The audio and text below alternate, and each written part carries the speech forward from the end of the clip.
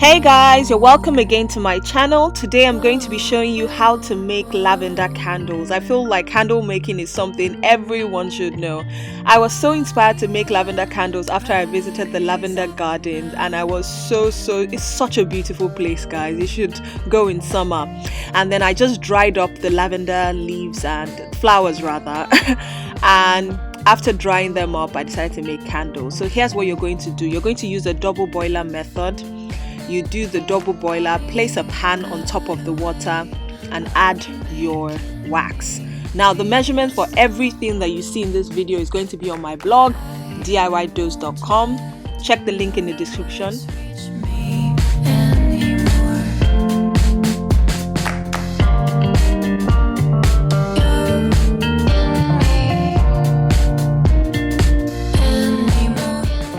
Once your wax has melted, the next thing you're going to do is take it off the heat and then add your fragrance oil. In this case, I added lavender essential oil to my candle because obviously I wanted a lavender candle, but you can add any fragrance you so desire.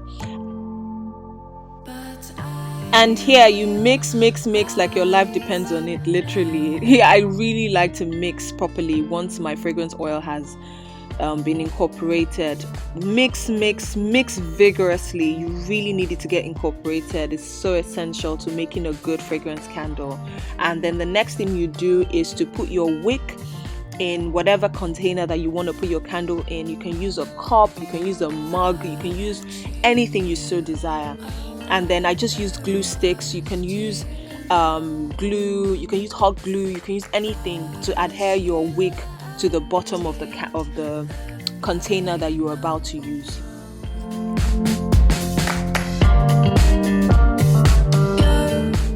What you want to do is now add your lavender leaves to the bottom of the container. That's what I do. And then I hold the wick in place so that it's centered in the middle of the container. I use a skewer here in this case, and then I just pour the melted wax into the container and then I leave it undisturbed so that it can harden.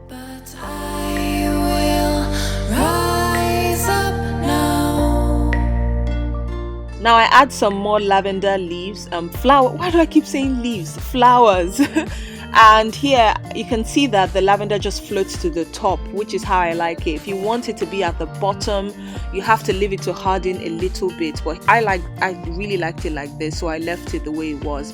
Now in order to make the lilac lavender, which represents the color of the lavender, I used a plum color.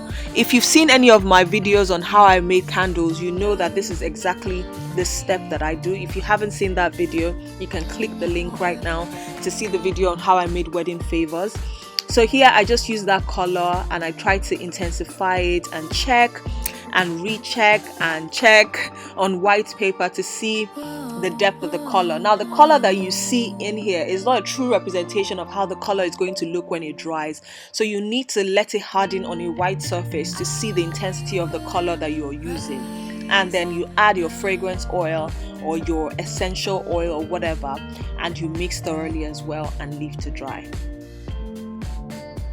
So once it dries, you want to remove the skewer and then trim off the wick and enjoy your candle. I love the white one, like it's so beautiful, and every single day I light my candles up knowing that they are handmade. I really hope you try this tutorial, and at the end of this video I'm going to leave you with the video. I'm sure if you follow me on Instagram at DIYDose, you would have seen this video, but enjoy this video anyway. Love you guys, and don't forget to subscribe. Mwah.